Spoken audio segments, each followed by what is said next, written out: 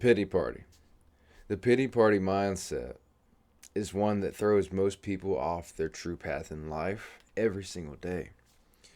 You see, when we choose to throw a pity party in this life, what we're essentially saying is that though I'm in this life, I'm on this process, and I've been on this process for 20, 30 years, however long you're alive, and this life has always worked out for me in some way. Maybe not the perfect, right? Most of the time, it's not perfect at all. But I'm still here. I'm still surviving. I'm still breathing. I still have this opportunity. I still have legs. I still have this much opportunity in this life. But this has happened to me. This one thing has happened to me. And that one thing was really painful. And I didn't deserve that. And you know what? Poor me. It sucks that I had to go through that. Everybody else needs to know. Everybody else actually has it much easier. It's always those other people who have it so much easier. They just don't understand. They just don't understand. You wouldn't understand. You haven't been through what I've been through. The pity party. When we throw a pity party, we're essentially saying that all of the life we've been through up until that point wasn't exactly an opportunity. It was just what we were a part of. And now that something ugly has happened, or you remember something ugly that happened, that's all that matters. Right? That's all that matters. Imagine the kid at 12 years old who has always gotten everything they wanted for their birthdays, so on and so forth. And one year, it's a little bit harder for their family. Things aren't as easy, let's say. The kid doesn't get as many birthday presents. That kid, maybe he's not raised with enough gratitude, right? Maybe his parents aren't very aware of the teachings of gratitude and so on and so forth to make sure their kid isn't spoiled or whatever you want to say. So the kid's had 11 amazing birthday parties, and the 12th isn't as amazing, and he throws a fit and blames his parents, and it's poor him. Easy to understand in a situation like that, right? But we can bring it into pretty much any other situation as well. Again, in my opinion, every single day when I wake up, I know I have legs, I can breathe, I can smile, and those are just the basic gratitudes, right? I have amazing other parts of my life. I have a beautiful family. I have an amazing career and occupation and dream life in front of me on that, and all these other things to be grateful for. But even if I didn't have that, I'd still have my legs. Still, I can breathe. I can smile. I can go outside. I can feel the breeze. I can take a deep breath, right? But gratitude, you got to be able to find that gratitude, right? That's what that's what it is for me. I have that gratitude, that sense of gratitude. But so many of us, we have a series of shortcomings or a series of painful things that happen to us.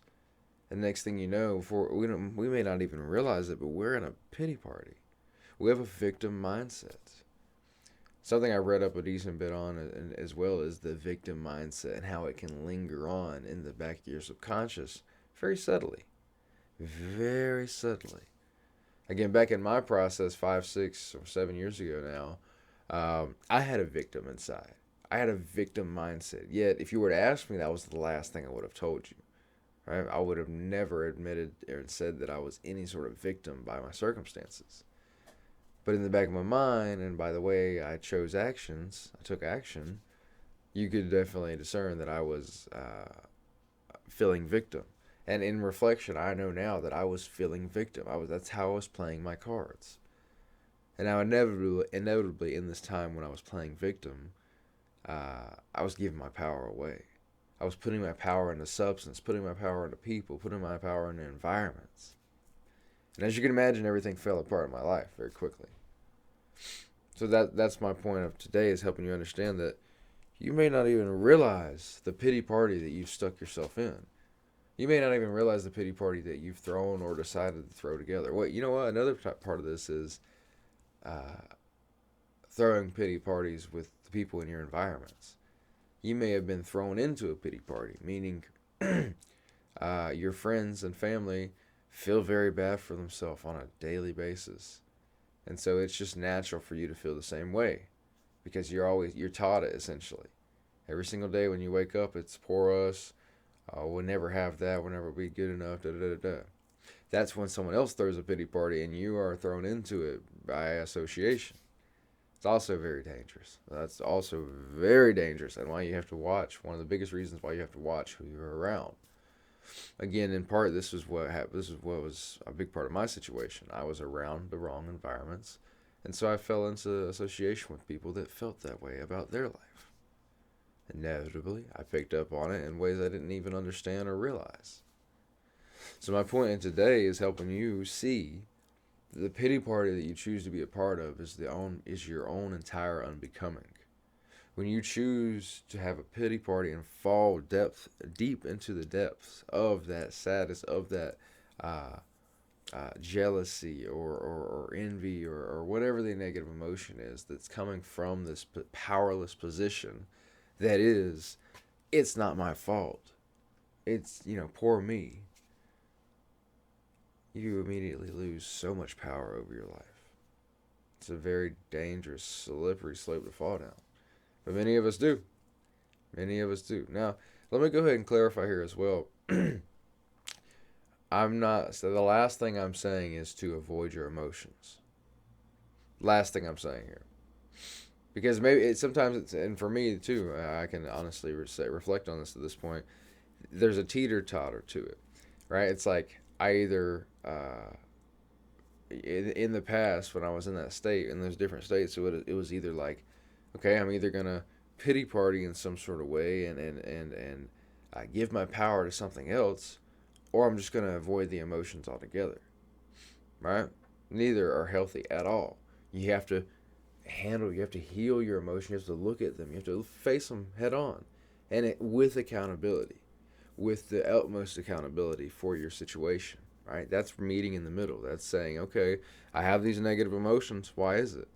Okay, what was my part? When you look at what your part is, it makes it much easier to see the things you could have controlled, which then makes it much easier to then take control and do things differently the next go around.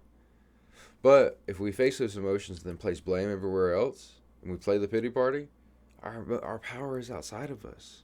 We can't get past our own emotional power pushing, right? Our own like when we give our power to something else, we can't get past that. We have to take our own accountability. We have to say, you know what, that person might have done me wrong, but it was me who let them get close enough to let that happen. That job, they did me wrong after all those years, but you know what? I could feel it coming. I knew there was something going on. I just didn't wake up early enough. We have to be able to take that accountability and move backwards to see what it was that we caused and what it was that we could have done differently to prevent whatever the ugly outcome was. Right? And then we have to continue to learn and grow from that shit and move on and do what we need to do. So, have an amazing day, guys. Have an amazing day. Let's go get it.